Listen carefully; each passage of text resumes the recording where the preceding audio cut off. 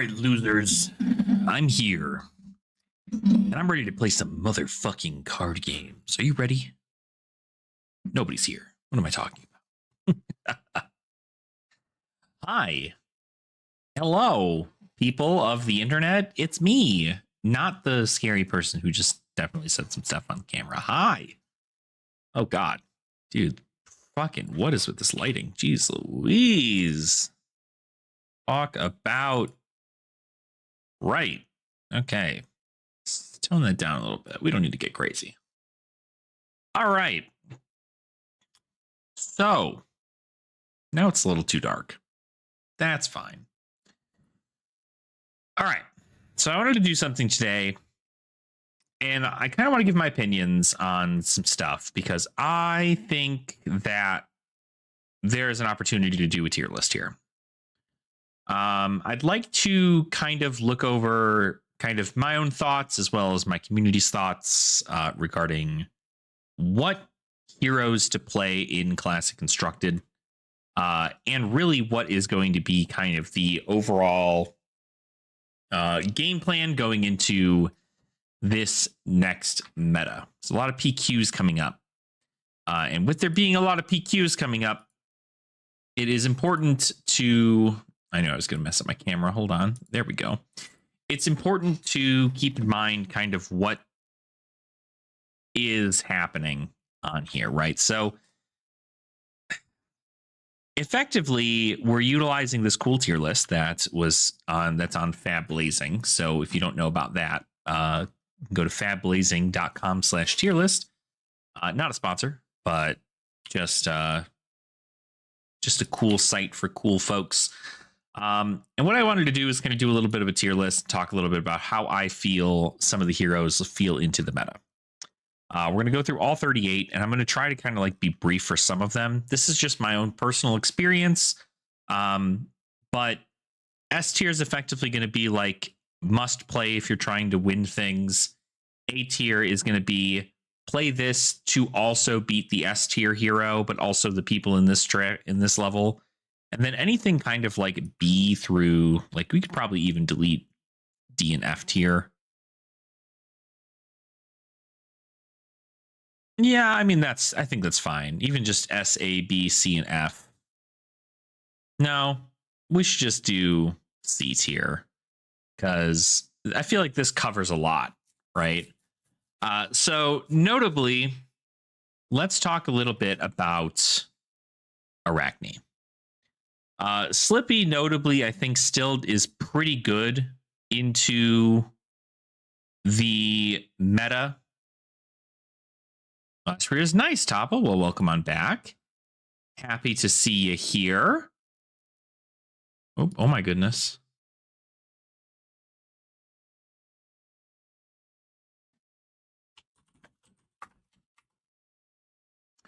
Yeah, so my thoughts on Slippy is I do think Slippy's an A tier hero currently. I do think that he's still got they still have a lot of play on the overall concept of what its pronouns are it's. Anyway, Arachne's stuff here does pretty well into most of the meta. You still have a lot of disruption that you're able to give to your opponent, and you're still the better aggro deck when it comes to like comparing yourself against Syndra. Might have bought a case of sealed kits. Never have opened that many baubles next to each other. Oh my God. A lot of baubles, huh? Yeah, I definitely would. I mean, my box, so notably, I don't actually think I made a video out of it, but my box that I got out of my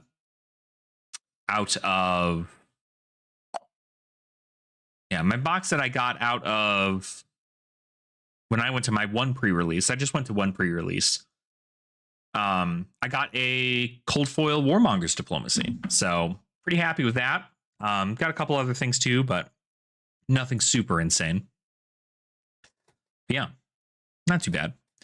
But yeah, I was just saying, Slippy, it's got what it takes to do pretty well. But I mean, Jarl kind of gives it a little bit of a run for its money. Florian being in the meta just means that it's just hard for Slippy right now. And I do think Florian's going to be one of the more represented heroes. So that is the case for that. Something I do actually want to check real quick. I'm not sure if it's listed anywhere.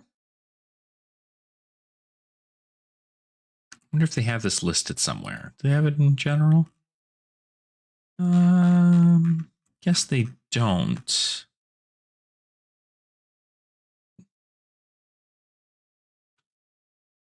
Guess they don't.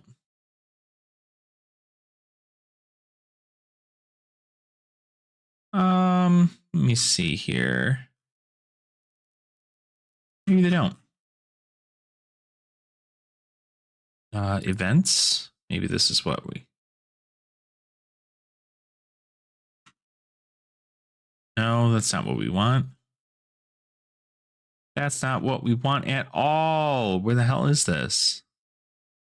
Oh, well, I probably can't find it anywhere. I want to know what the calling Shizuoka spread looks like. We'll probably see it later. Actually, it's probably on Twitter. That's a good place for me to check. Let's see. Open up Chrome. Go to Twitter. It's where I expect to see everything. For Flesh and Blood. Ah, there we go. Aha. I found it. This is the current meta spread for Shizuoka, apparently. Looks like there's 44 KO, 42 Florian, 29 Syndra, 28 Gravy, 22 Verdance, and then it drops to 15 Fang, 14 Ira, 13 Kasai, 9 Kanos, and then just kind of like a spread of nearly everything else. 4 Slippies, because this is going to kill this. A Betsy. Japan just built different. 3 Huntsmen, which is pretty cool. I'd be curious to see how far they go. And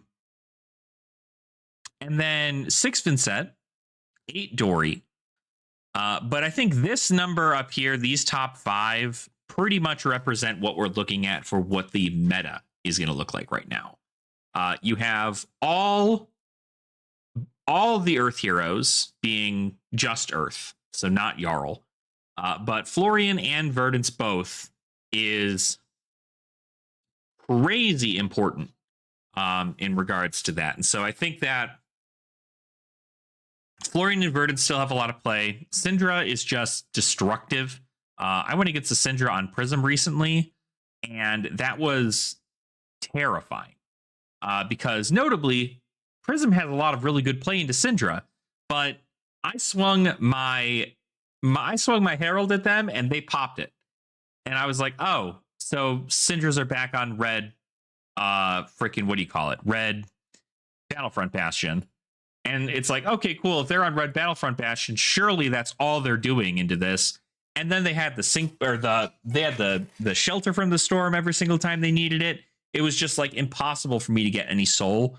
And I just died. It was insane how like perfect their lineup was for this. So very unfortunate, but it did happen.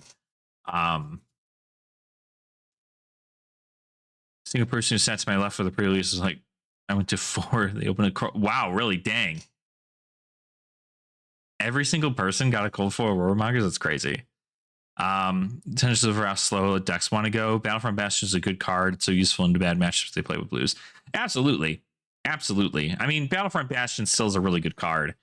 But yeah, I think that with Slippy's got potential, but I think that with Florian being in the meta currently, it's hard pressed for me to say that it's going to be like a crazy good deck.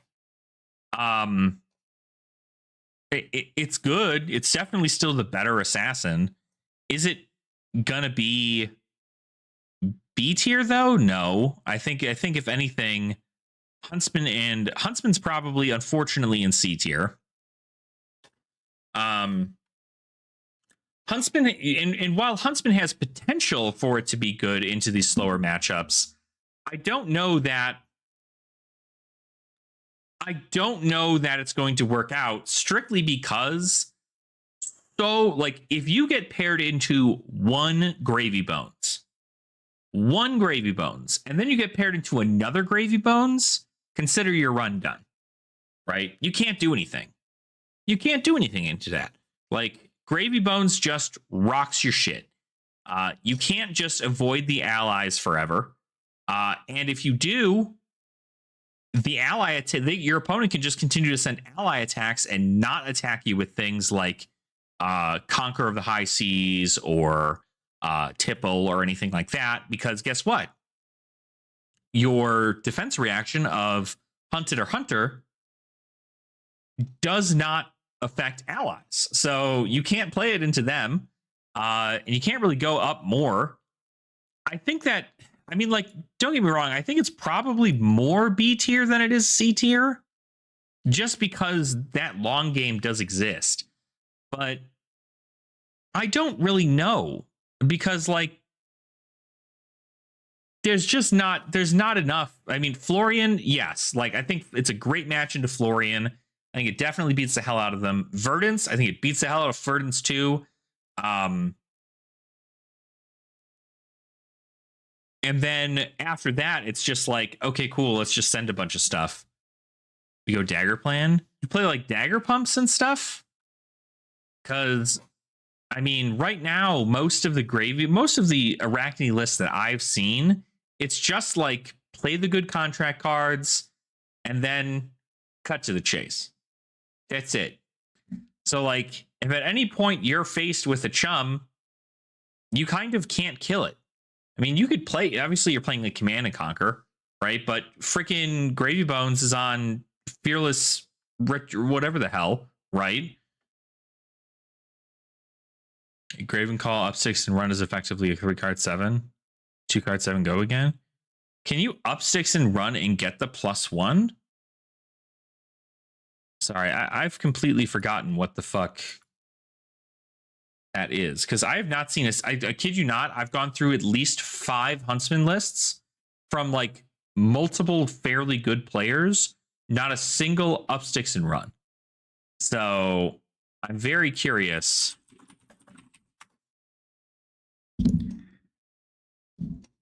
Yeah, you get the +1 counter on it when you bring it back with the ability, not when you are playing it in the thing.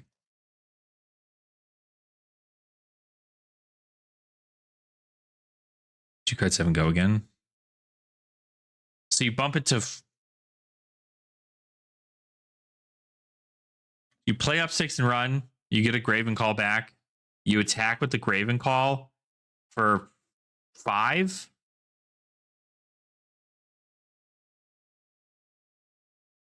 Spam Nerve Scalpel Flick.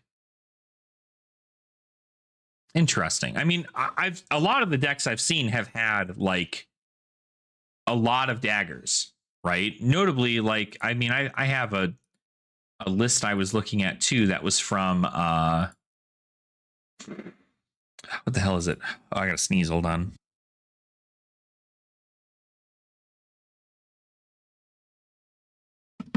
Woo! This is the deck list that I was taking a peek at. This is TCG Talks list.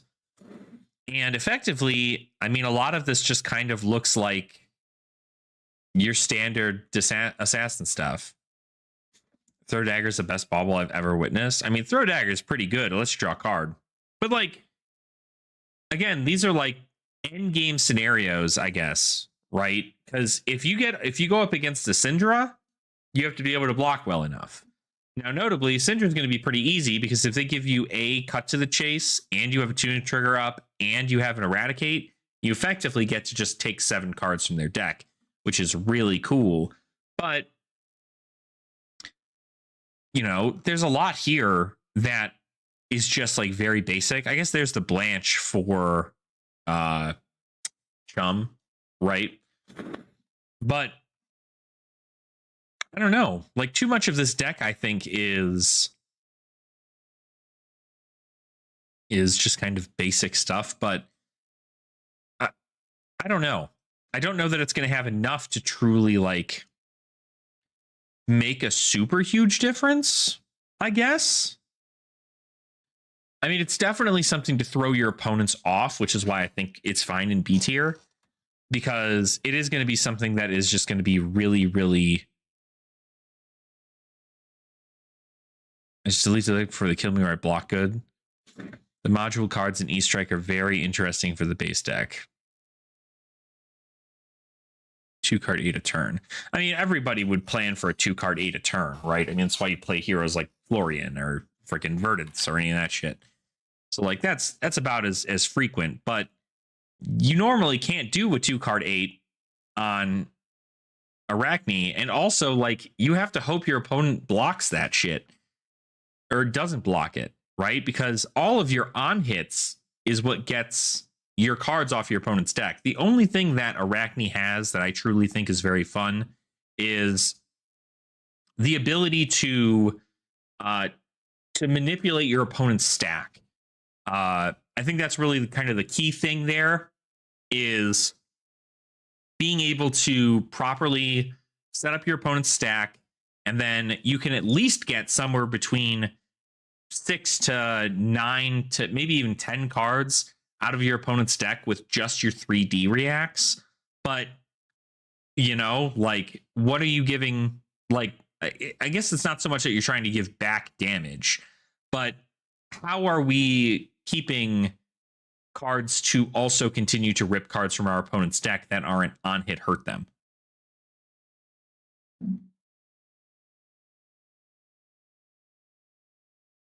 Reminder that doesn't work. And bonds on defense means opponent can't stack, period. Well, yeah, I mean, obviously like they can't pitch stack, but what do you mean by can't work? Like doesn't work.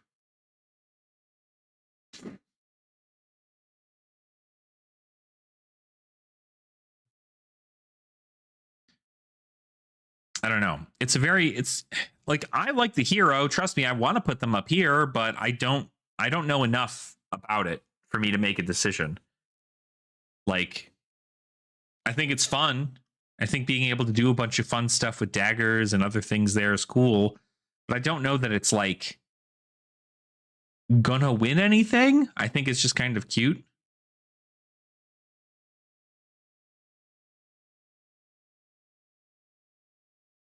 He's worse than Slippy, but they're doing Slippy is my point. I see. So yeah, so the reason they're doing Slippy is because A, you lost Bonds of Agony.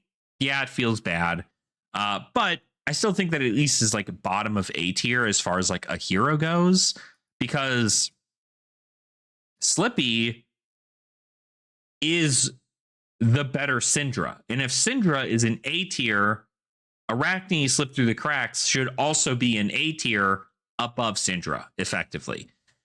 It's just a better deck. Mario, on the other hand, though, Marionette, I don't know that Marionette still got pull. I think that Marionette's a fun, cute thing to do, but I think they're going to have to wait to find more Chaos cards. That's the other thing, is that notably Slippy's going to get new cards in December.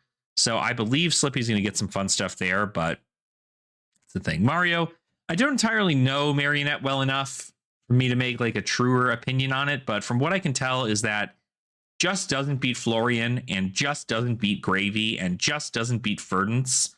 And so because it doesn't do any of those things, it's already in a lower tier.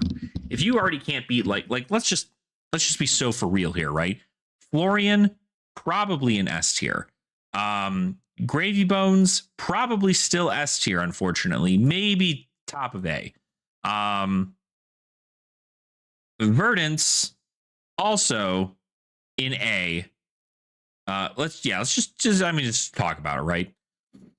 So KO and Florian and like kind of sort of Gravy Bones are like the big three I would personally say you're going to see a lot of in this scenario.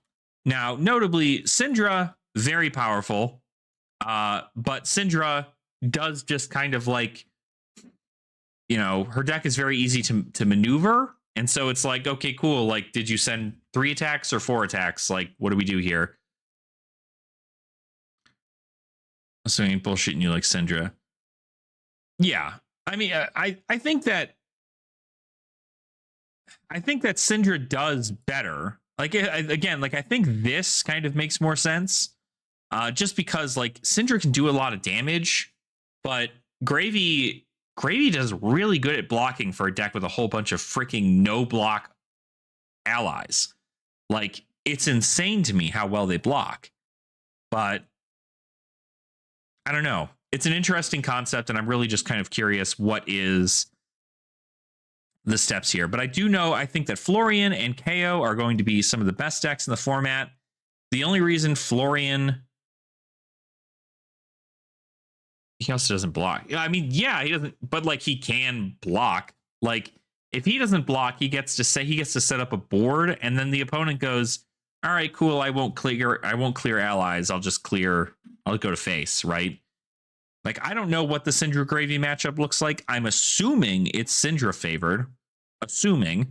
But I don't know. With two blocks now being removed from Gravy lists, I'm pretty sure they've added in 3 blocks, and I'm pretty sure they've added in more ways to go about recurring cards. So I don't know. It's a different thing. But I do think Gravy's at least very good at the top of A. That makes more sense to me when it comes to Gravy. Verdance, I think Verdance is fine in A. Obviously, she lost her helmet, so she loses to fatigue really well now, which is awesome. But, you know, she can still blow you the hell up if you're not prepared. So it's important to note that. So I do think Verdance is still up there. Betsy, unfortunately, Betsy just has not gotten anything to be able to be good. Bravo, I kind of feel the same way. I feel like there are better Guardians that are able to get more impressive damage off. Obviously, confidence tokens seem to be the most important thing in this current meta. And confidence tokens are just like insane to be able to go like, only block with 2 cards. That's it, period. Because you're not going to ever have block cards. Like, what the hell? So that's going to be important in that scenario. But it's very interesting to see why Bravo, obviously Bravo and Betsy, they're kind of the same hero, except one has worse dominate than the other. And one gets like more token generation, but I don't think that they're viable in this format right now. Dio, I think Dio is a solid A tier hero. And the reason I say Dio's a solid A tier hero is because they kind of blow the hell up out of like most of these heroes. I think Dio does crazy well into Syndra because you just blow them up. Your damage, you go wide, you go just as wide as Syndra does, but your damage is so much higher. And you have a fridge that blocks really well, so you get a lot more turns to set up. You get to present a lot more recursion. I do think it's better. I think notably, I'd probably choose them over Syndra. Although I don't know. Exactly, right. She does struggle into Florian for sure. I mean, that's kind of why she's down here, right? She's good into, how I kind of view this is like both the heroes in S tier are good to go against each other. The heroes in A tier are good, and if you're against a bad S tier player, you could probably snag a win into any of the heroes above. Or if you're going against a bad S tier hero, I should say, a bad player playing an S tier hero. Right.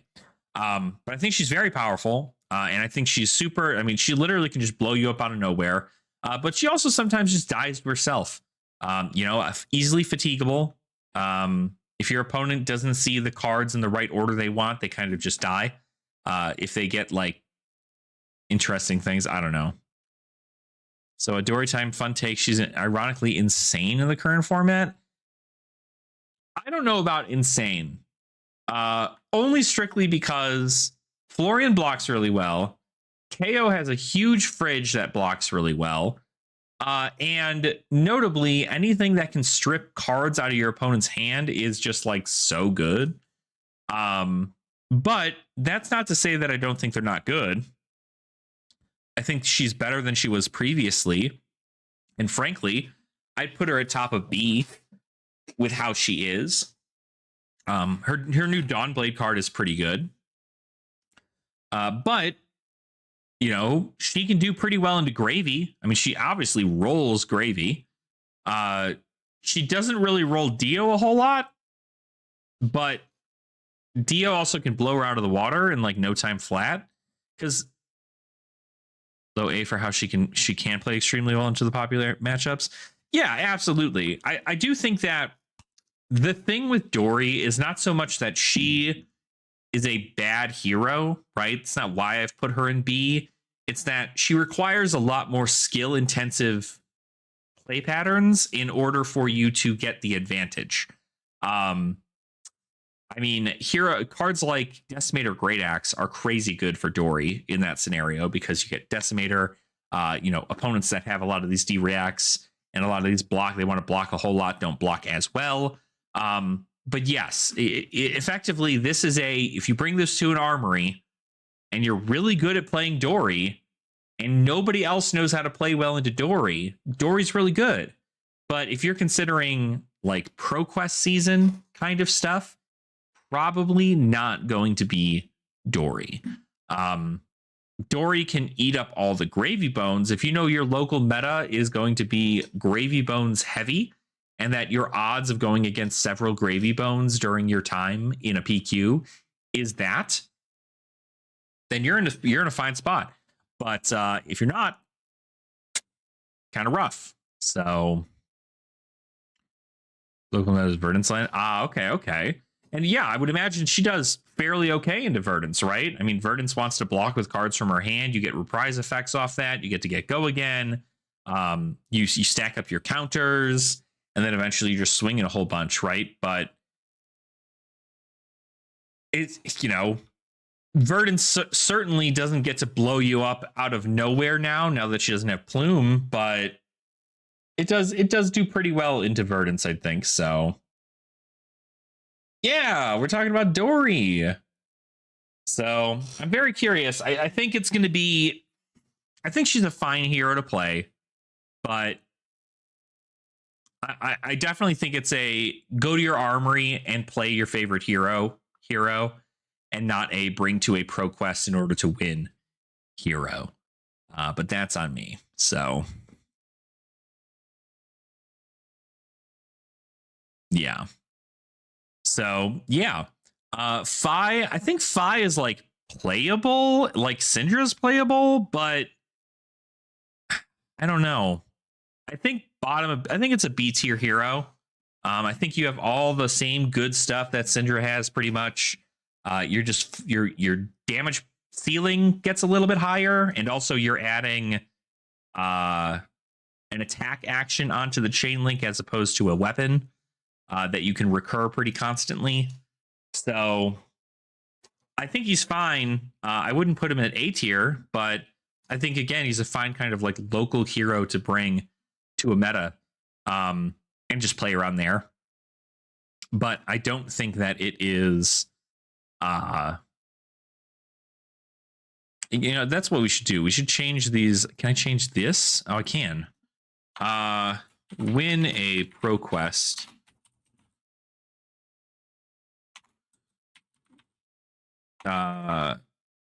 Bring to a ProQuest.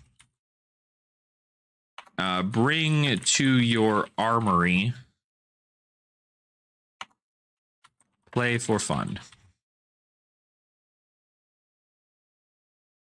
Fi is quite hard to deal with. I mean, I think there's just so much defensive stuff. And again, like with assassins being a little bit more prevalent, and also still like you could just die to like you eat up Gravy pretty well. And I think you also beat Florian pretty well too.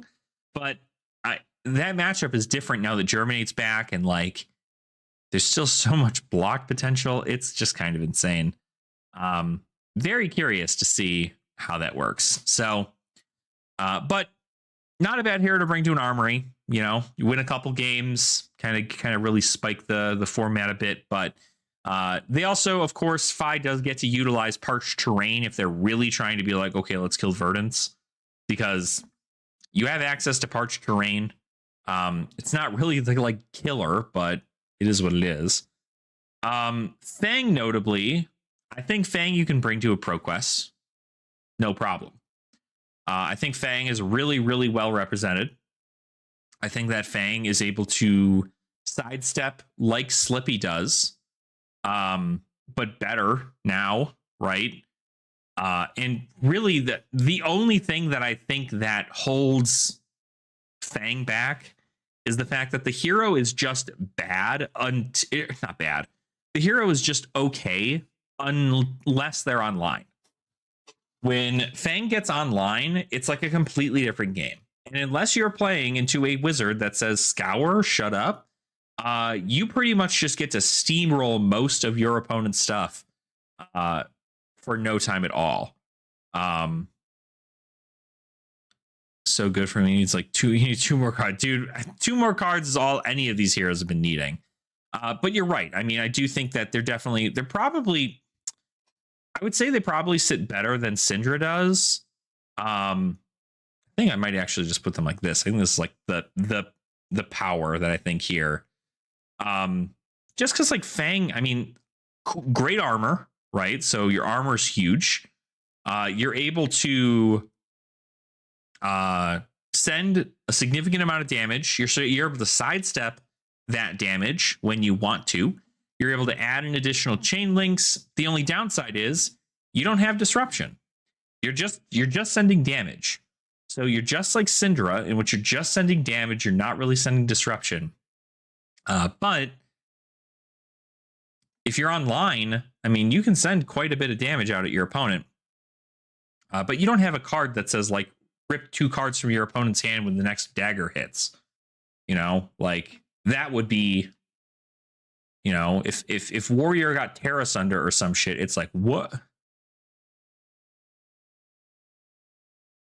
Exactly, right. Like like most of KO's deck blocks 3, a lot of Fang blocks 2.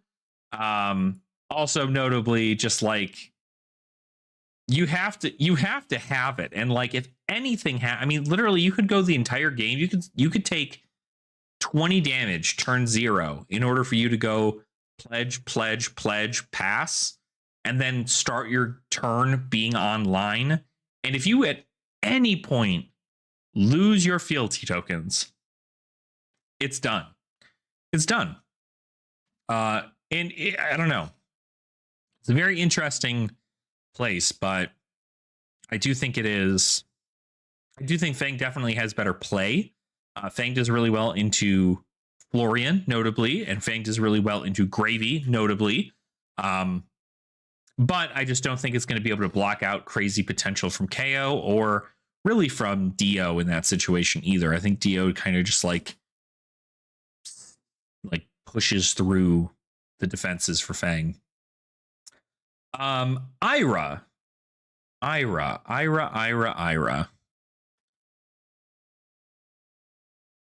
Struggles heavily into ironically Lyeth. Probably. I don't actually know. I mean, Lyeth for sure. If you're sending like 20 some damage and then also intimidating 3 times, like, yeah. Ira is unfortunately kind of armory level. Not, I mean, definitely up there. I would say she's definitely very, very good. And is very consistent. Again, this is Ira at her core is a hero that teaches people how to play Flesh and Blood. Is her pool crazy powerful? Not really. Did the armory deck stuff help? Yeah. It allowed you for a different way for you to play Ira.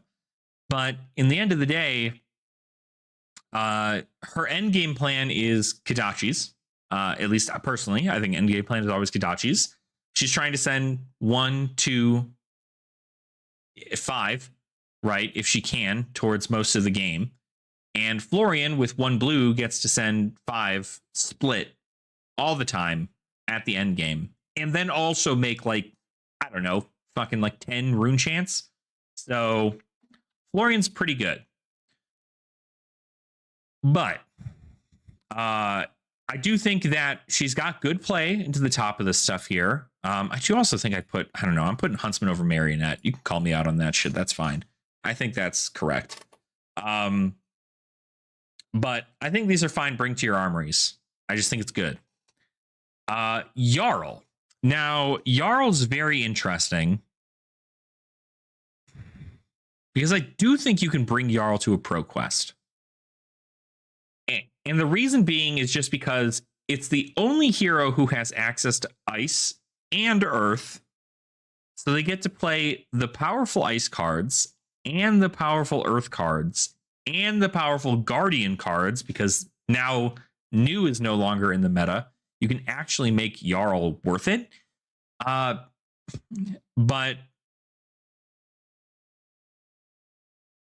I don't know. Me, a Huntsman player who plays Mario. Okay, damn, he's a doomer, but Mario is easily DO levels of skill required. Yeah, Mario's just different.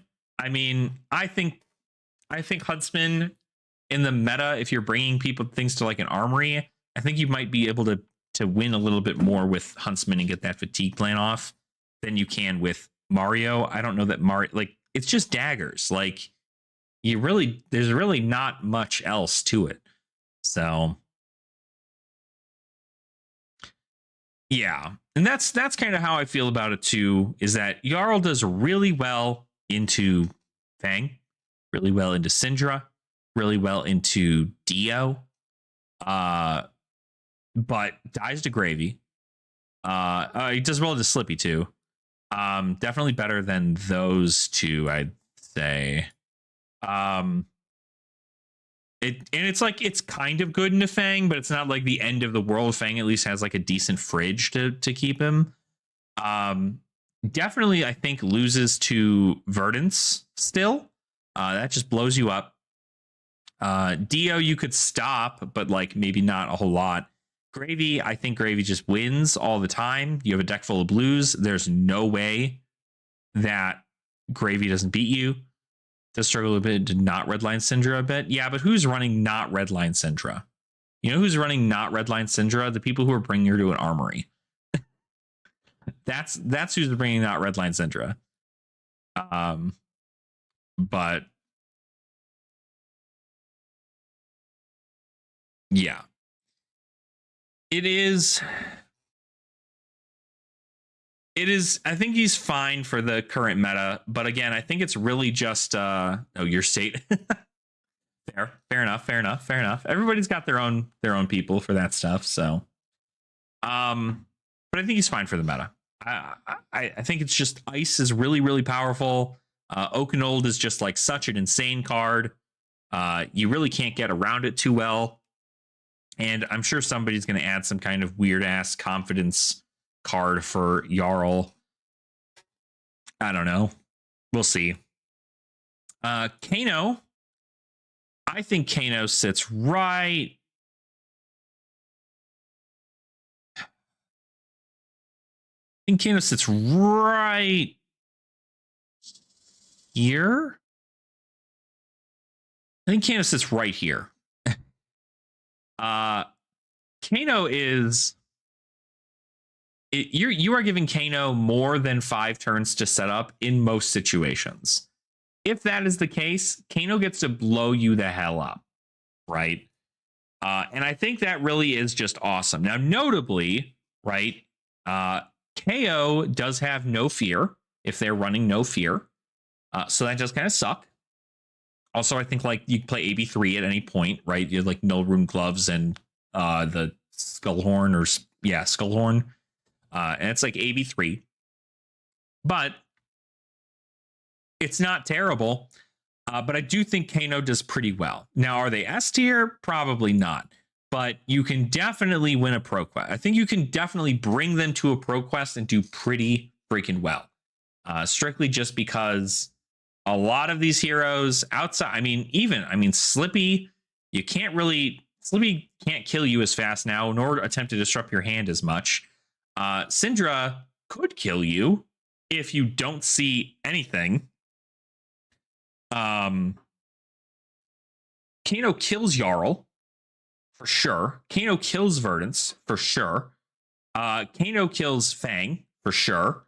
Kano kills Dio for sure. And more than likely kills Gravy. They're very good. But I think like maybe You probably kill Florian with it too, honestly. I'm not sure how the matchup spread is for that one there. But I don't think that they're certainly S tier. So, is a threat. You have to plan for him currently. Yeah, absolutely. I mean, you have to.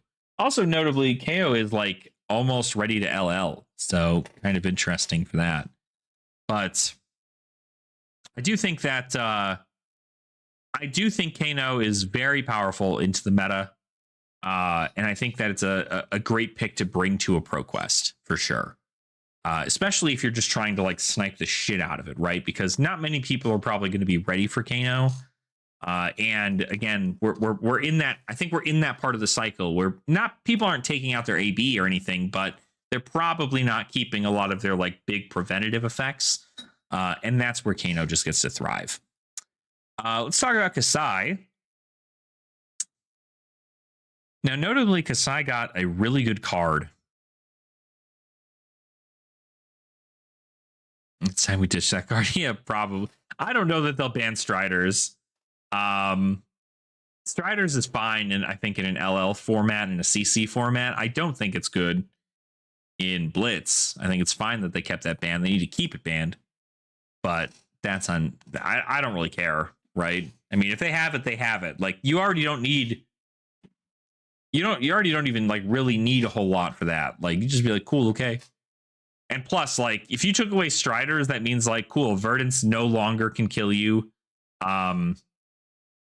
Like she goes to like bring to an armory level of Striders leaves for sure. That's just me. Kasai. Now Kasai got a really good card, and this card beats the hell out of Gravy. But notably, is she better than or as good as any of the heroes in this pool right here?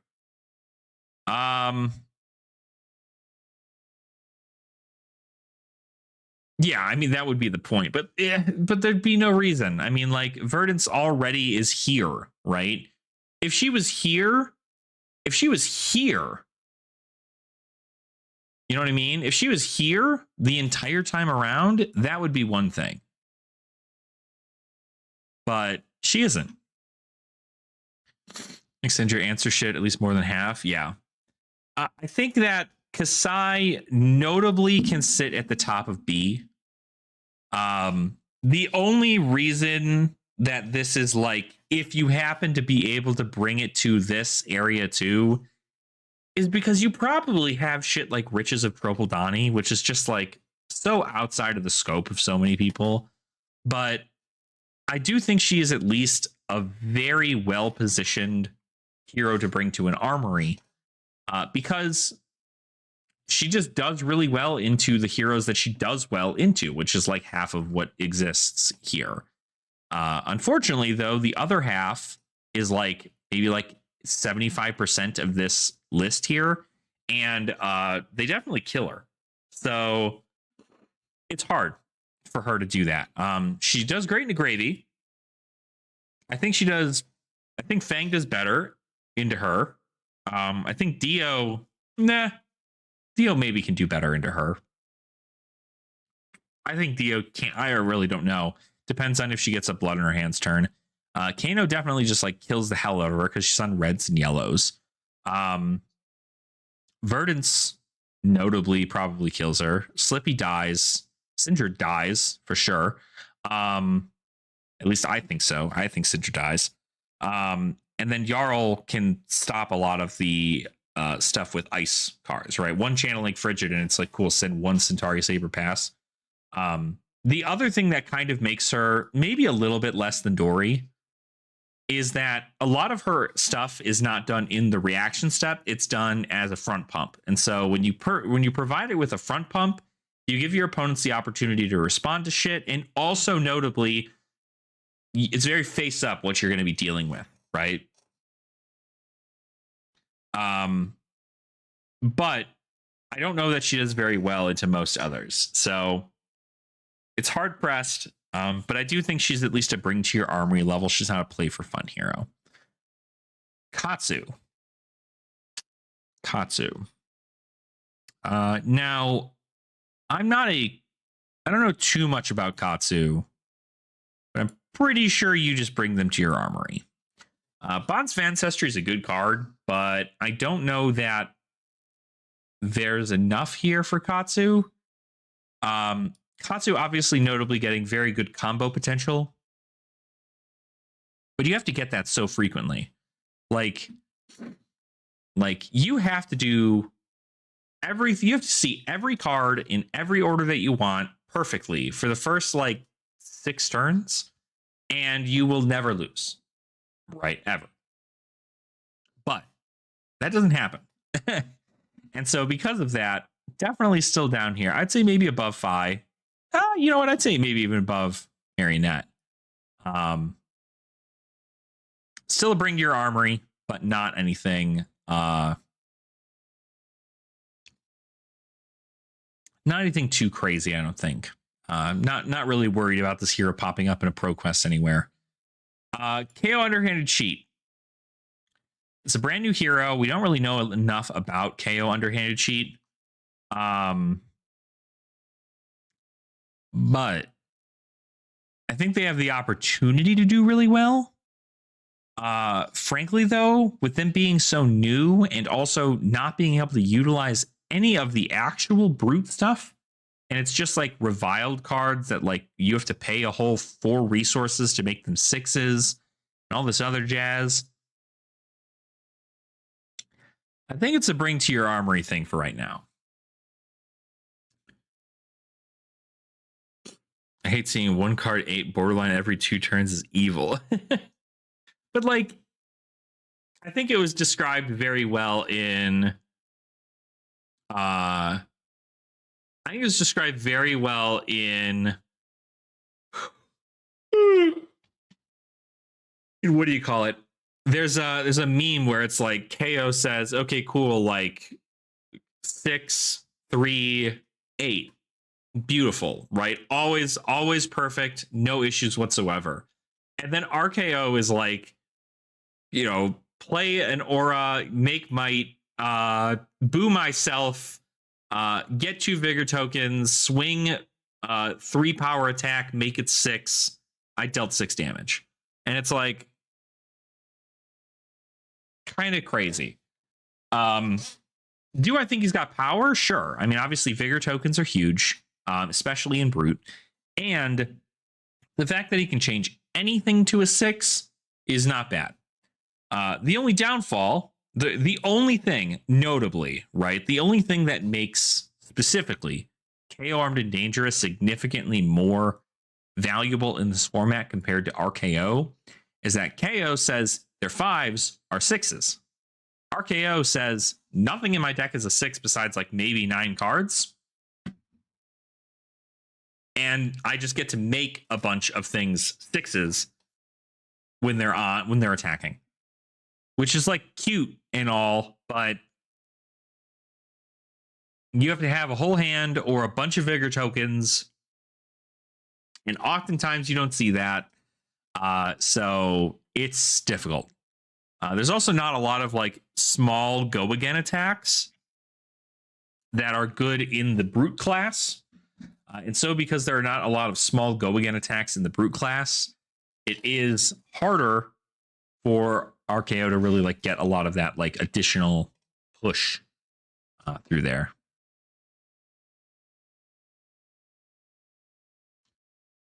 Right, exactly. I mean, he doesn't discard.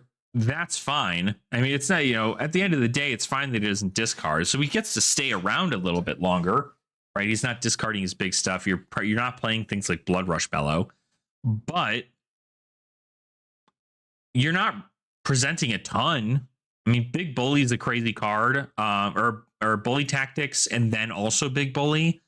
Not terrible cards to have, but I don't know that he's like changed the game worthy yet. I definitely think he's probably also one of those heroes where, like, if we look at talent reviled, like, let's just take a quick peek here at this, huh? So he gets to play Big Bully. Very good card, right? This doubles. So if you make it You literally just make it 6. It doubles, and then you also have a bunch of other effects that you're pumping on top of it here. But it also costs 2 for you to play it. So, like, what the fuck is that all about, right? This also notably only bumps the card's base power.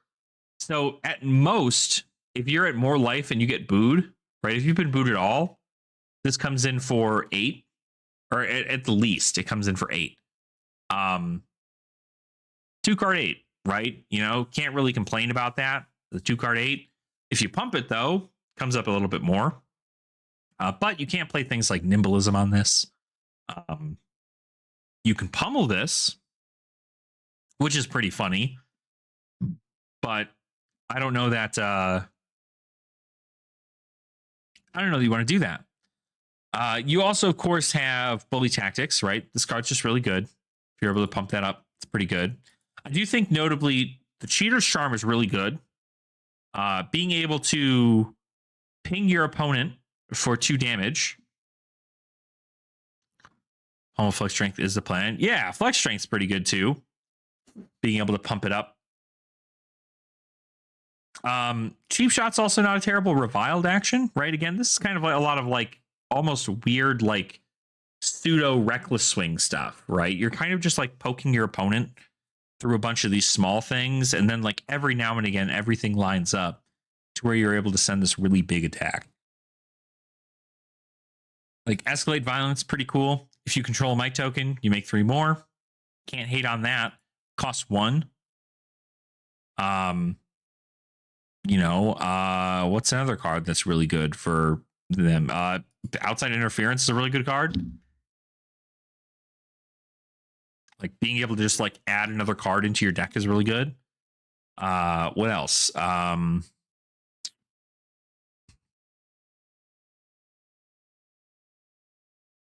of these matter. Can't play this. Villainous Pose is good. But again, this costs 2. I just like, I don't know. I feel like it's going to be, I do feel like if there is something that KO does that is really good, is that KO is much like Mystic Heroes, in which they make blues powerful reds. But you have to utilize a bunch of cards for that and also have the resources for it. And I don't know that that is gonna do enough. I don't know that that's going to be enough for what we have in this meta currently. But I do think he's a fun hero to bring to your armory. Do I think he's going to snipe any of these pro quests? Probably not. Just because like this is just better version of them. Also, notably, what the fuck is this hero going to play after KO leaves? Right? When KO Armed and Dangerous hits LL, the hell is he gonna play? Mini Meat Axe? Freaking Ball Breaker? Like what? Like what? Like what are you gonna play? You think KO Underhanded Cheat is gonna get a top 8? I don't know. Maybe in like a 20-person armory or a 20-person freaking what do you call it? I mean, sure, they probably have better pull than like Mario, right? But I don't know. Not great. Levia has some cool stuff, but unfortunately, Shadow just kind of is weird right now. It's definitely bring to your armory level. I don't think that she can win a pro quest. But I mean, she does have a really powerful demi hero. There's a world in which I'd put her in this tier just because I do think that she's got some play as the other like brute. But again, like she cares so much about like Blood Rush Bellow. I don't know. Just sounds like she'd be fine. I think she's fine to bring to a pro quest though. I mean, she's got 2 weapon slots and also notably can still run the same things as KO, but instead utilizes like crazy Blood Debt abilities and also can like has a way cool end game. So I think Leviah might have play into the meta there. Lyeth. I don't know that Lyeth is good. This might just be coming from a Prism player's perspective, but I don't know that Lyeth is like insanely powerful. You could probably bring them to a pro quest, and notably, at least Lyeth has the one thing Lyeth has going for him is the that aura that intimidates, right? He's the worst hero in sub. I don't know about all that. I think he's not in A tier or in this bring to your pro quest season. I think he's a fun hero to bring to your armory. But I don't think he's going to do anything in pro quest season. Marlon's going to be in a play for fun. I don't think Marlon is going to be able to be anything currently. She is another hero, almost kind of like Katsu, in which she just kind of like has to have it all. And if she doesn't, she loses. And she needs far too much in order for her to continue to stay like relevant. So I don't know that she's powerful. Max also, unfortunately, a play for fun hero. Can't really do anything with Max. Olympia, also notably, I don't think anything with his gold. His new armor helps him be better in the armory. I still think there's just no like payoff to playing him above Fang or Dory or even Kasai. There's no payoff to playing him specifically over anybody else, regardless of the fact that he just got armor. He needs to get better attack reactions that actually get like whenever you wager, right? You can wager like X amount of gold, and if you do, destroy X auras on your opponent's side of the field or something. Like, it's got to be a reason for it. Currently, there's not. Currently, all he can do is he can play all 4 of those armor pieces and I don't know, two weapons, and then he can just block 8, destroy his equipment, make new equipment, and then be good.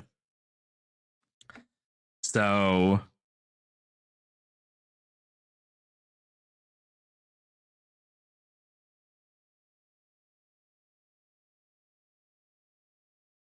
right, yeah. There's really not a lot for Olympia in this meta. Acilio, I'm not gonna lie, this might actually catch a lot of people off guard here. I think Acilio is win a pro quest level. And the reason I say this is because oftentimes Acilio can't just kill you like Kano does. And also, if they get to actually do a combo, you just fucking die. Like, you just die. There's absolutely... I genuinely think, and this is just, again, this is my own personal opinion, we have a lot of Acilio players out here in Colorado. A lot. Well, we did. I don't know if everybody is all on them right now. But when Acilio all they need to see is 2 Blast to Oblivion and a freaking Sigil of Brilliance and another instant.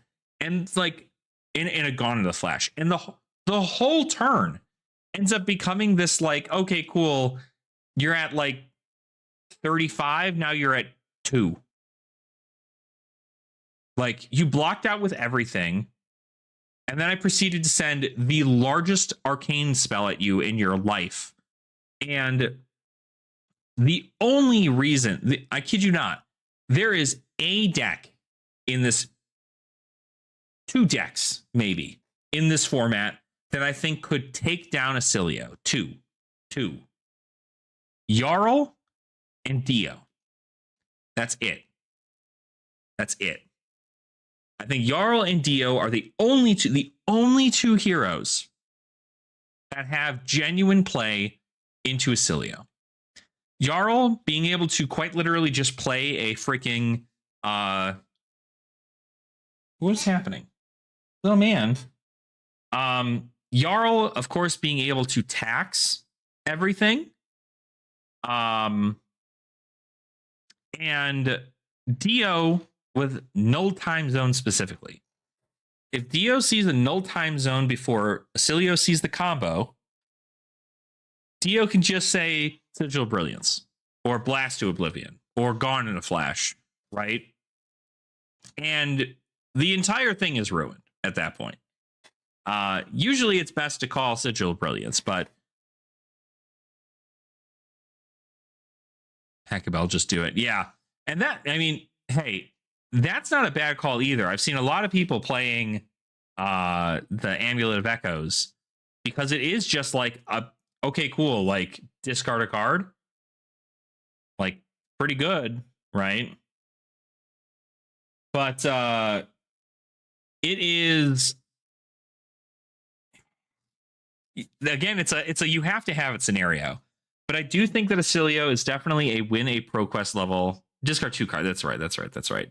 I had Bell in my deck for like half a second back when Zen was legal, and I just did not commit to doing more with that.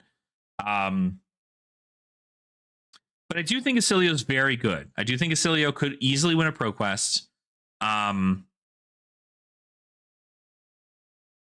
Yeah, absolutely. I mean, it's the only thing you're pretty much running in there to make sure that it's working. And it's really good as a fatigue player, right? If you're playing Huntsman and you're playing Amulet of Echoes, you just get to go, okay, cool. Echoes, pass. I'll wait. Oh, okay, cool. Pop it. Discard 2. See ya. Like, it's done, right? You can't really pop Greaves.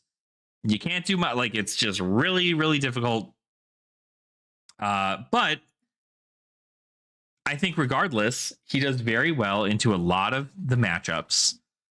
Even with the ability that he can't really block very well, he gets to utilize freaking Electromagnetic Somersault, which is notably like the card everybody freaking despised when Aurora was legal. And he just gets to filter throughout all of his deck. I mean, it's one of the things that make Gravy so good is being able to just discard draw or draw discard. Acilio gets to discard draw. It's effectively the same thing, except you're trying to make sure you're finding your combo faster, which that allows you to do. So I do think Acilio is an S tier hero for sure. I think that they can easily win a ProQuest. Maybe not easily win a ProQuest, but they can win a ProQuest. I know Alexander Vord won a Battle Hardened and a ProQuest during the same weekend. I think that's how that worked. I can't remember if it was a calling or a calling in a ProQuest plus or a PQ plus or something. But Acilio just he fucking rocks. And notably, Acilio kills Florian and definitely kills KO. Like, KO can, like, if KO no fears, you die. If KO doesn't no fear, you have cards in your deck that block 2 and 3, and then you have a fridge. So if you've used none of that up until this point, you could probably live a little bit, but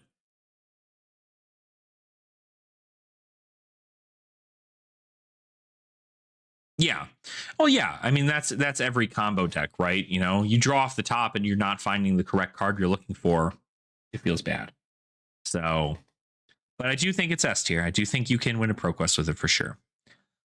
Pleiades, I think, notably is going to have some pretty good play into the meta here.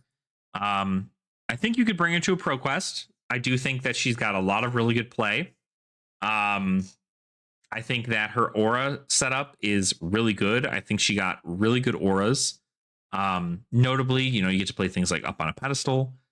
In the palm of your hand is just so good. Obviously, in the palm of your hand is a guardian thing in general, but I think Pleiades, really, it's like Thespian Charm that makes her good. Because if you play In the Palm in your hands and then you also play Thespian Charm, you get to draw a card, play Thespian, cheer yourself, draw another card, pitch to play, palm in your hands again, draw another card. Like, it's pretty good. So, definitely a reason to still run Balance of Justice. I'll give that. Yeah. Yes, also that. Yeah. Cries of Encore and Up on the Pedestal. But you have to, you have to have it, right? Oh, wow. What a big yawn that is. My goodness. My goodness gracious. So she does have a good end game plan too, but I think her downfall is she has to run a lot of auras. And so because she has to run a lot of auras, she has to set up, right?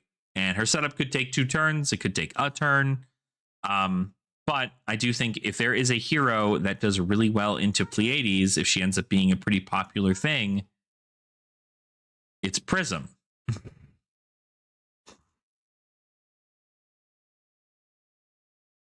Oh my gosh, little man. What? Here, you want to say hi to the internet? You want to say hi to the internet? You want to say hi? You say hi? Oh, he said hi. Oh, he said hi. Oh, he said hi. What's happening? What's happening, little man? Do you need attention right now at this very moment?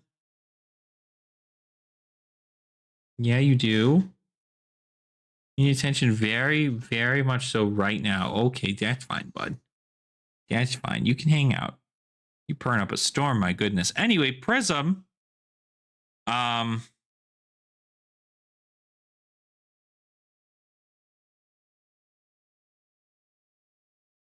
Nah, dog. Yeah. You want to know why Prism beats Pleiades? You ever hear of a card called ALS? if Pleiades sends fucking, gets ready to set up a 20 damage turn on you, and you go, oh, okay. When your auras all pop at the beginning of your turn, ALS, pass.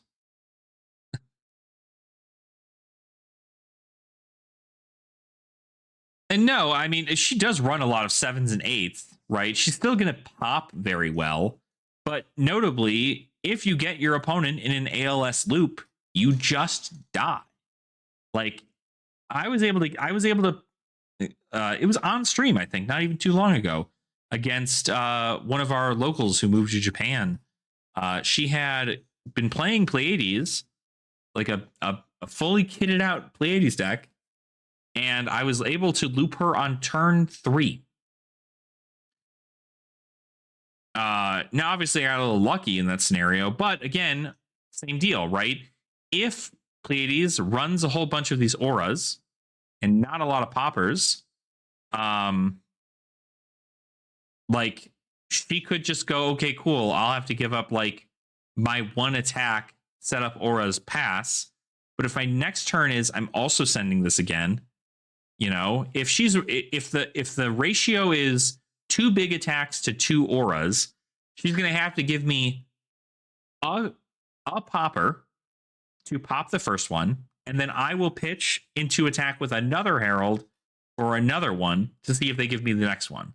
Then they give me 2 auras, or they just pass and they keep something in arsenal, whatever the hell it may be. But if I'm able to set up ALS, even if I just keep it in arsenal, even if I just park the bitch in arsenal, and my opponent goes, okay, cool, 3 of these are going to pop all at the same time. It's +6, +6, +4. So you're looking at 18. How much is that? 12 +4. What the fuck? 16 points of damage +7. You're looking at like over 20 damage. Okay, cool. All those pop at the same time. ALS. Like, okay. And yeah, like you can recur poppers. That's fine. But notably, it's at the end of the day, the Guardian's plan is not to loop, but if the loop does happen, Pleiades definitely just dies. It's not like Pleiades says go again on a whole bunch of this stuff. Like, if she sends 20 damage at Prism, sure, right? Prism might just take 20 damage. But if that 20 damage is followed up by a Genesis and then also a Merciful Retribution, pass? Like, you're already setting up the board. They get a passing Mirage out. God forbid they get a passing Mirage out. If I play a passing Mirage, I get a huge W into this. If I play passing Mirage, my opponent goes, oh shit, how am I just supposed to set up auras and send Moment Maker pass? Like, that's all that's going to happen there. So, but if I'm going to be entirely honest, Pleiades Prism does really well into Pleiades. But you know what she doesn't do well into? Like, nearly everybody the fuck else in this meta.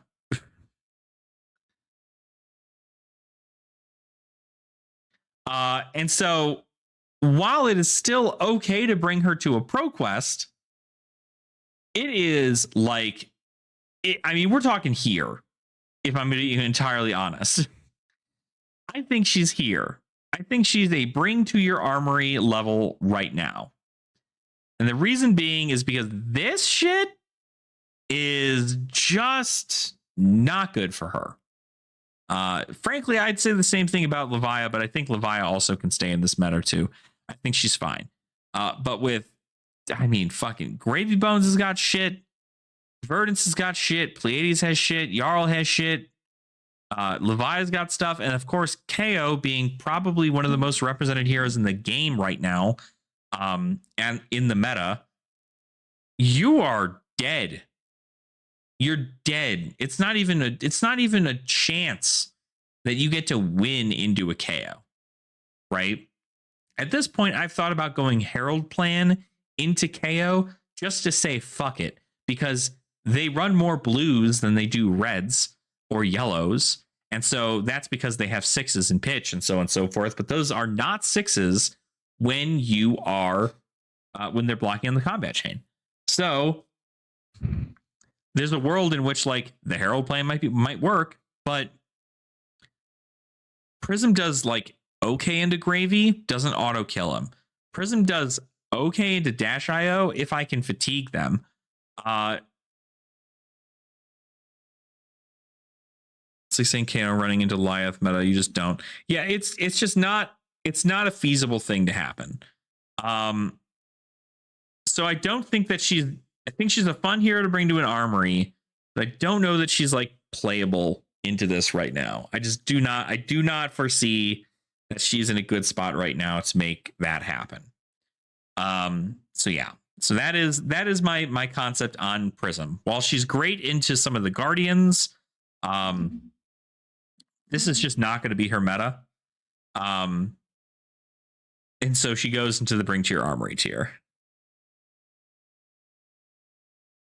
Exactly. Right. So unfortunately, Prism's not going to do it for you. Puffin, on the other hand, is also going into armory tier. Backspin Thrust is cool, but I don't know that Backspin Thrust changes the deck too much. Frankly, it relies too much on gold generation, and I do think it's a really good hero to bring to an armory, but I don't know that it's at least better than a play for fun hero. But is it going to win a pro quest? Probably not. See, I don't know. It's just like she's just not going to be able to block well enough. She has a bunch of copper cogs. So if you catch her on like a hand with like 2 copper cogs and KO does Blood Rush Bellows turn, like you kind of just die. So that is what that is. Rhinar, I think Rhinar you could bring to a pro quest, notably. I think Rhinar does pretty well as a nice mid-range brute to answer the aggression of KO. Same power level, just not nearly as wide and focusing a lot more on stripping your opponent's hand for everything it has. I think that's good. notably. But requires a little bit of setup. You're blocking a little bit more. You're probably playing a lot more things that like fatigue into the strategy right now. Let your KO get through other Blood Rush Bellow turns. Let them get through all of these big swing big turns. And then when you're at like 20 life and they're at 35 life, they're going to start running out of gas and they're just going to be able to send 8. And then you get to go, okay, cool. I've been sending club the whole time. Like, we're in a good spot. But yeah. The offense sounds like Mario TPH. Yeah, I mean, probably in a way, right? But I don't have enough reps on Mario. I don't think that Mario is bring to a ProQuest level. Just because like you lost Bonds of Agony. It's going to be harder. Now, notably, I think that Rhinar is probably better than most of these other heroes. I do think they're a nice mid-range level kind of play style. And I do think that, notably, there is a Rhinar deck coming out in a couple of months. So we very well could get even more things in regards to the beat chest variety of stuff for Rhinar. Rhinar is getting another blue 6. So that is important to note in that scenario. But yeah. Riptide. Now, crazy fucking work here, right? Crazy work. I think you could bring Riptide to a ProQuest. This is how open I believe our meta to be, by the way. I think you can bring Riptide to a ProQuest for sure. Take the Bait is a crazy card. And also notably, really good into any deck that does really go wide shit. Fucking awful into Gravy. Just not good. There's 2 different ways to play them. You can play a fatigue style that deals a lot more with the bigger traps and recurring those traps and making sure you're getting stuff back into your deck and fatiguing your opponent while pinging them down with a bunch of these small life totals. Or you can play the very aggressive Red Spine Manta build that pretty much just allows you to load in everything you've ever wanted. As far as where I'd put them, though, they definitely are just kind of in the bottom. They're good, and notably, you can bring them to a ProQuest, and you'll probably have good play. Riptide into Syndra is really good. Riptide into Slippy is really good. Riptide into Fang, I think, is not too bad either. Riptide into Dio is good. Riptide into KO is good. But if they're not really going wide or going tall, and they're setting up a board, or they're just like sending their base damage with Go Again, like it's just kind of okay. But I think you're probably better off playing the fatigue build than the aggressive Red Spine build. But that's just me. Bolton. Now, I don't have any experience on Bolton to the point that I can say that they are a really good hero to bring to a ProQuest. Do I think that they're an armory hero too?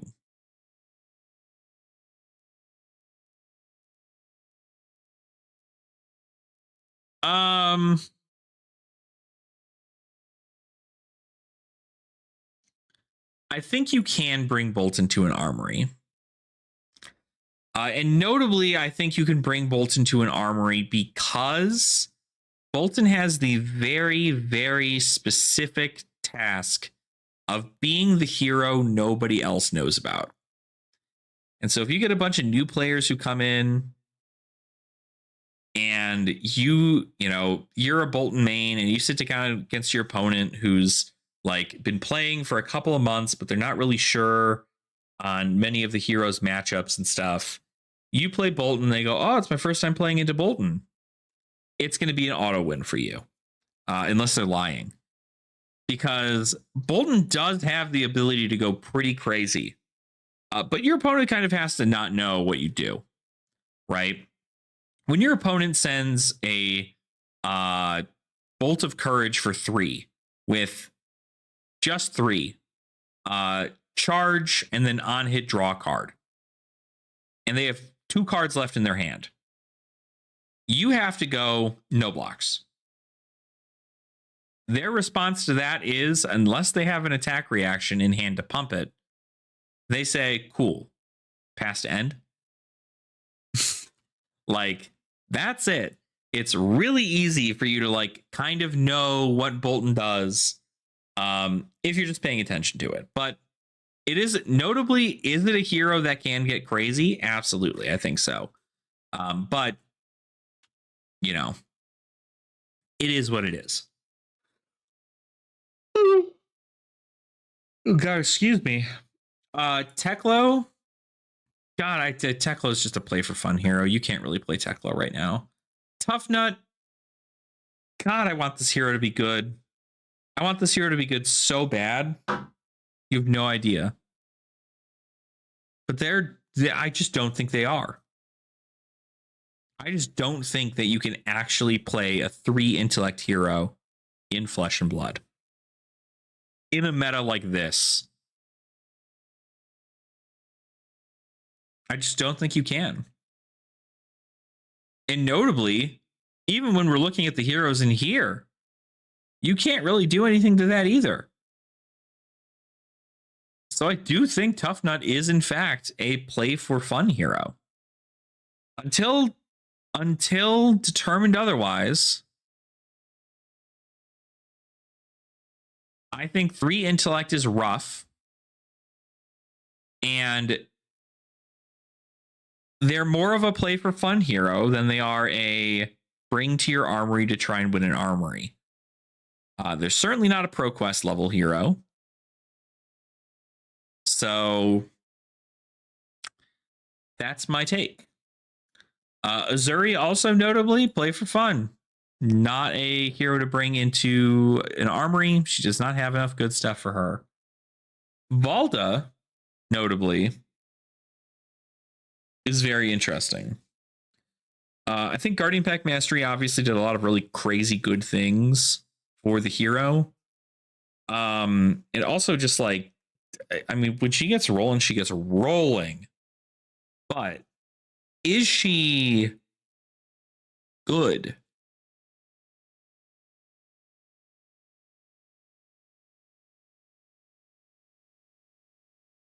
I don't know. I think she's probably bring to a ProQuest level, just because we are in a pretty Guardian heavy thing. I think the only thing, you know what? Actually, I'm just screwing. I'm putting Gravy in S tier. I think Gravy is still a hero you can win in a ProQuest with, for sure. I was hemming and hawing looking at that list, and I do genuinely think that Gravy can still take a W, for sure.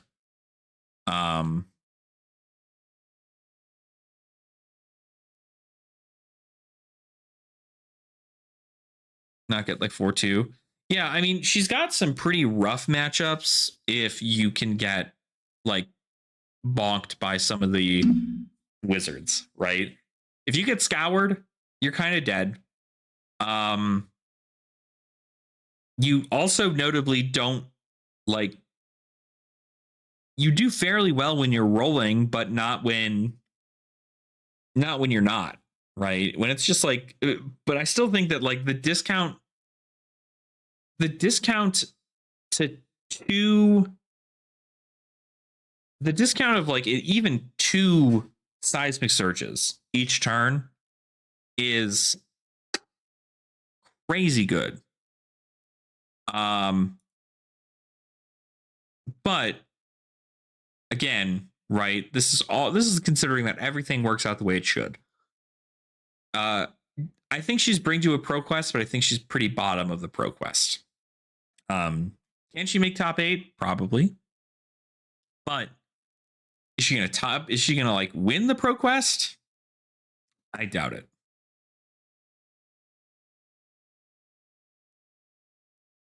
Wait, yeah. I mean, sometimes it's 0 cards for a Spinal Crush, my guy. Like, it's kind of nuts. It's kind of crazy. But it is notably how it is right now. So Victor, again, also I think Victor's a great hero to bring to a Pro Quest. Because I think Victor's actually probably up, like, I don't know, here above Jarl probably. Victor's very well positioned into this. Riches of Tropeldani, crazy fucking good card. All the new Clash cards, crazy fucking good. And like sometimes you just get a huge W. I mean, like, Visit the Goldmane Estate is just literally one of the most insane things I've ever seen. It's pretty good.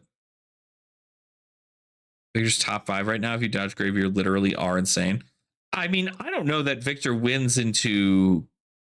Victor probably wins into KO. Well, I don't even know, actually. Does Victor win into KO? Because does Victor run anything that's more than 7 power? Because KO 7s are 8s. So, like, clashing is a little harder. I think Acilio just blows up Victor. Unless they're on, like, fucking what is that one card? Test of Iron Grip or whatever, in which, like, you clash and then you have to discard a card. Or is that... I think that's what that is, right? Test of Iron Grip, block 4. Like, Victor can block well, but I still think that there's a world in which Acilio blows them the hell up. They probably beat Florian. I mean, I think that they just send more damage than Florian can. But I do think it's very well positioned into the meta. And then Vincent. Now, as much as I'd like to say bring Vincent to a Pro Quest, she kind of sits in the same area with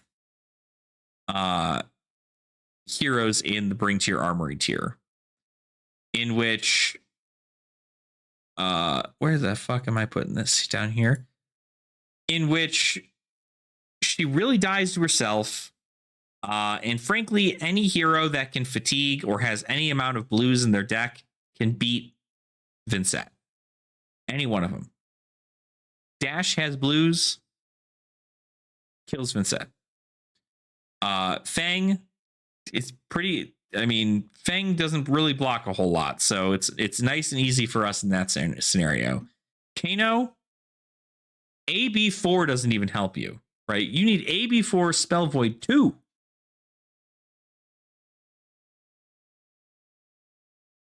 It's crazy work. But she can beat Kano. Because just having that is good. Can she beat Verdance? Not a fucking chance. Can she beat Pleiades? Probably not. Because there's just a bunch of blues in the deck. Can she beat Victor? No. Can she beat Jarl? No. Can she beat Rhinar? No. Can she beat Slippy? Probably. Slippy has some pretty okay game into Vincent, but I think she can beat Slippy. She can beat Syndra for sure. I know she can because I've done it. Can she beat Levia? Yeah, yes, but not really. Because if you get hit on a Blood Rush turn and you're like at 3 blood debt in your blood debt zone and you're trying to keep your whole hand so you can like blow up on your opponent, you're gonna get hit. You're just gonna die. Can she beat Riptide? This is the most cursed matchup in Flesh and Blood to date. And I promise you, playing Vincent into Riptide it feels awful. It feels awful to do. Because like you'd think like, okay, cool. Well, you can play like a more like block strategy and not try to go wide so that way you're not pumping up your damage and also getting things go again. You probably want to play more fatigue style where like you're putting 1 blood debt card in your banish zone and then sending 3 rune chants and 6 physical and kind of wearing down your opponent. No. Because they're on the fatigue plan for you, and they will fatigue you. They'll put like 8 fucking cards back into your deck, and you're just gonna have to go, oh fuck, okay, cool. Guess that's it. And then she's not going to do good in Valda because Valda has blues. Like it's just not going to happen. So she definitely bring your armory tier, but yeah, exactly. You have to be on some really good shit. But silly question: who's running Slippy into Florian? I mean, you can still run Slippy into a pro quest. You just dodge Florian. I don't think Florian beats Gravy notably, but I think Slippy can beat Gravy. Florian probably can't beat Acilio, but well, I don't know. I mean, I guess you have like Seeds of Tomorrow and shit, but like you're probably not running those. So I think Slippy's still like the best assassin you can play right now. But outside of that, are they like good? I don't think so. But for sure, if I were to consider heroes that are win a pro quest level, it is these 4 up here. I will stand by this. In that, I think KO, Florian, Acilio, and Gravy Bones are the win a pro quest heroes currently in the Flesh and Blood after Super Slam.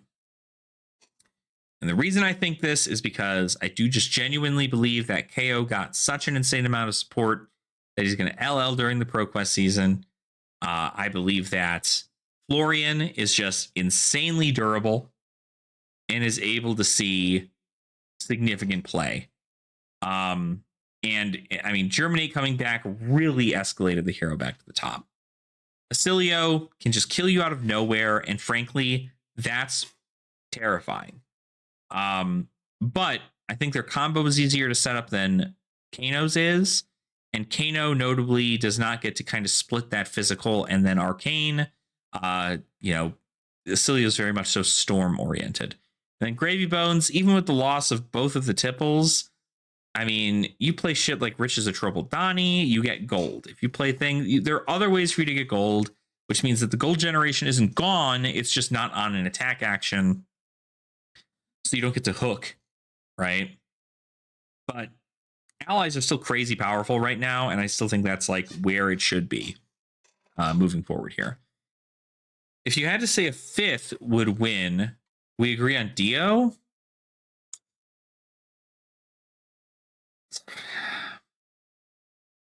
I don't know. Into this, I think Dio beats Gravy. I think Dio beats Acilio. I think Dio beats KO, probably. I don't know that Dio beats Florian, but also notably, that's 3 out of the 4. Like, I do think if a 5th was to be chosen, it would probably be Dio. Like, top of A, I mean, we're squeaking pretty close. I do just think that Dio gets some good stuff. And Dio also notably, if you try to figure out who's trying to win, Dio has won several events in the past. Dio has the capability of top 8ing an event pretty frequently. But if it's not Dio, it's Syndra. Just strictly because Syndra is so, like, sure, you have to sequence it, but like she's very much so like send everything that she has at you every single turn, and then towards the end of the game it's like, oh, okay. Saying to play into the meta as a clickbait title situation, Dio's definitely able. Yeah, I think so. That's my effective choices. Is like, if I were to choose another hero from the Bring to a ProQuest season that could win a ProQuest, Dio is more likely than Syndra. But Syndra is like my next bet. If we're like reordering this, I think I might actually put it like here. just because she is just so destructive. I mean, being able to send a 5 card like 20 might not seem like very great numbers, but like that's uninterrupted. I mean, uninterrupted. If you just let to go, okay, cool, send, flick, send, and like the flick damage always ends up adding up a whole lot. And then you get down to your final games and it's like, oh, shoot, how do I do this? I would, my next bet would be Verdance if the Gravies didn't come. Yeah. I mean, Gravy just beats the shit out of Verdance. I think Acilio beats the shit out of Verdance too. Florian, that's a weird matchup. I don't know who wins that really. Probably Florian, but notably, if they're trying to blow you up, like it's probably Verdance, unless you're on like Seeds, right? But yeah. But I do think that out of all the heroes up here, I think that these heroes are still very good into the meta. I do think that Gravy can still, again, the issue with Gravy, when we're taking a look at this here, to most players, right, to the majority of the players in Flesh and Blood right now who are planning on going to a pro quest, this hero is here.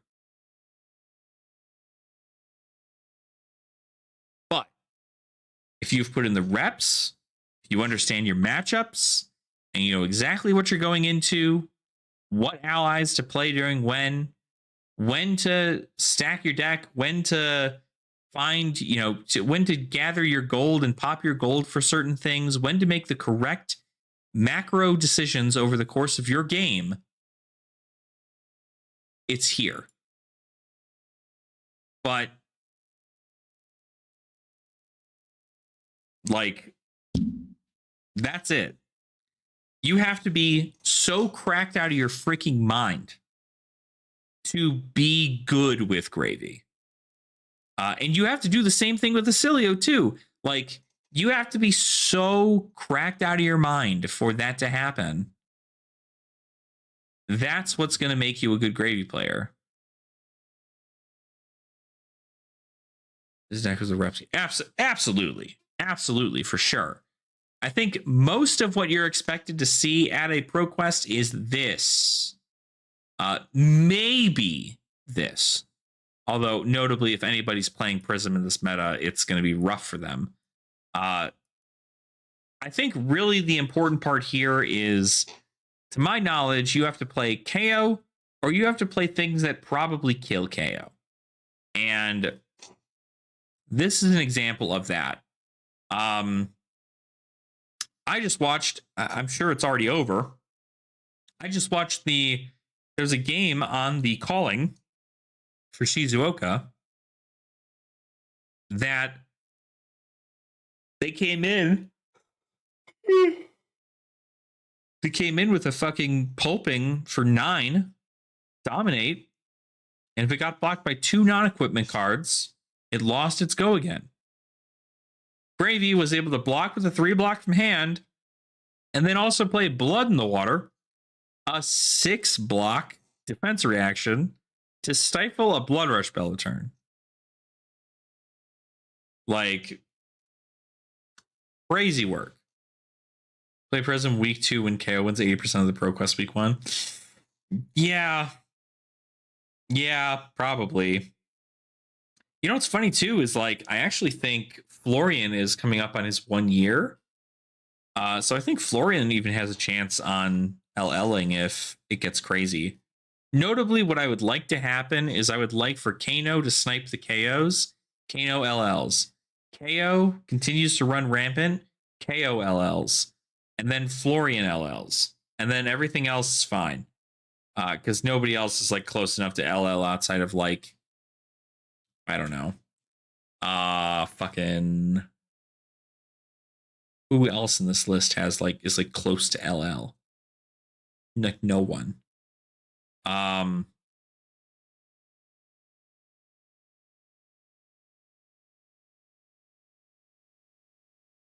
I don't know, but that's kind of the whole thing. So that's my thought process on this. This is my definitive tier list of what I'm choosing in the meta currently. I might play Gravy Bones. I really don't want to buy gravy stuff though, especially since I'd have to buy like an Eye of Ophidia, and I really don't want to do that.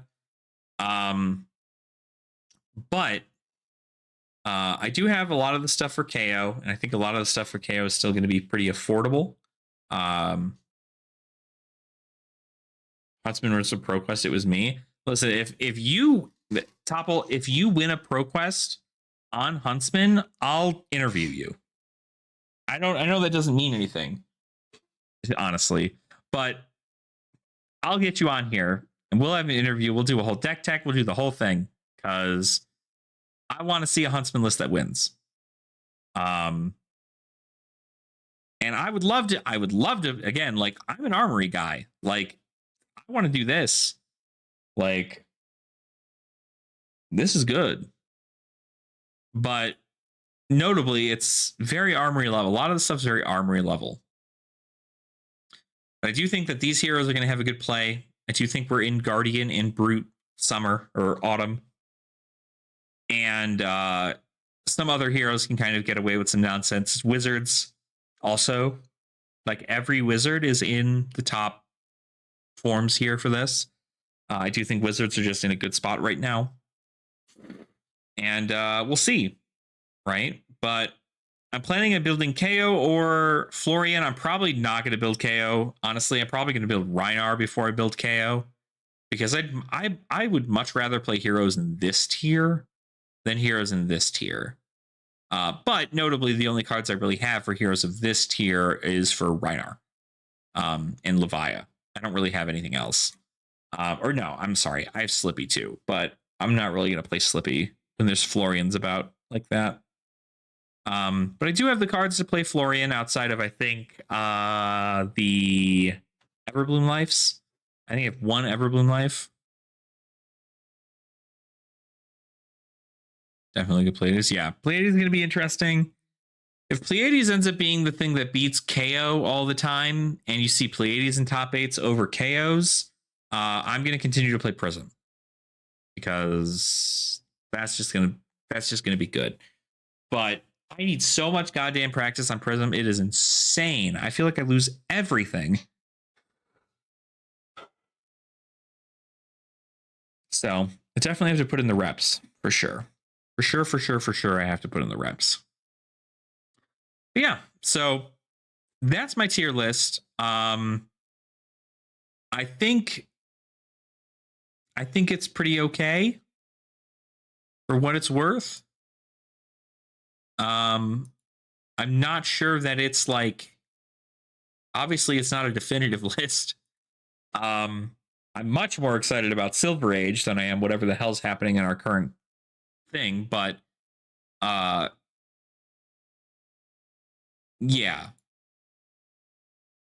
I don't know.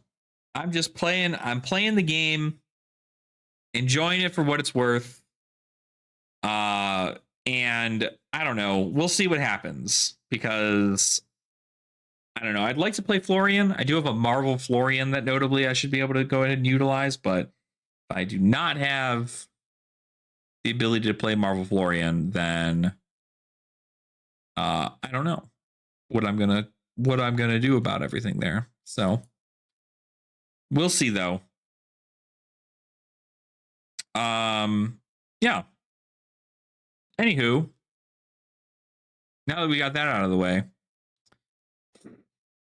I'm gonna go to bed. I wanted to go live just to kind of talk a little bit about that tier list and how I felt about it. I do think that it makes a lot of sense from what I've seen locally and also from what we've seen just based on Shizuoka so far. But we'll see how the end of the day turns out. Again, I do notably think that if you're a really good gravy player, you can eke out a win. I think that KO is the most represented because why the hell would he not be? Hero's just so good. And then Florian is definitely going to be like the biggest problem. moving forward, but we'll see. So, all right, Topo, we'll see you later. Everybody watching, thank you so much for hanging out. If you hate my takes on the classic constructed meta, you can feel free to mention them in the comments of this VOD. I'll be more than happy to discuss with you there. We do also have a Discord if you wanted to join the Discord. That way you can just kind of hang out with me and we can chit chat a little bit more in regards to the meta. But otherwise, play KO, play Florian, play Acilio. That's about where we're at. Good to know that Gravy is still insanely good. Unfortunately, that means I'm probably going to have to purchase them at some point here. Or where? I think I should have this up still. Is that going to work? Damn it. It's not going to work. Hold on. It's in like a lot of my videos. We get this and this and this. That's the Discord. So feel free if you want to join that. We sometimes chat a little bit over on the Discord when I remember to talk in the Discord. But yeah, so currently plan is tomorrow I've got somebody coming over to work on some Sage decks. I also have then some stuff to edit and talk a little about in regards to Commoner. And then I'm doing my casual night. And then the next day I'm going to go out and touch grass. So we'll see about all that. But anywho, as I said, thank you all so much for watching. I appreciate your support. And I hope to chit chat with all of you Ashwings in our next video. So don't forget to continue to have fun in the flesh and blood. And I will see you all very soon. Bye, everybody.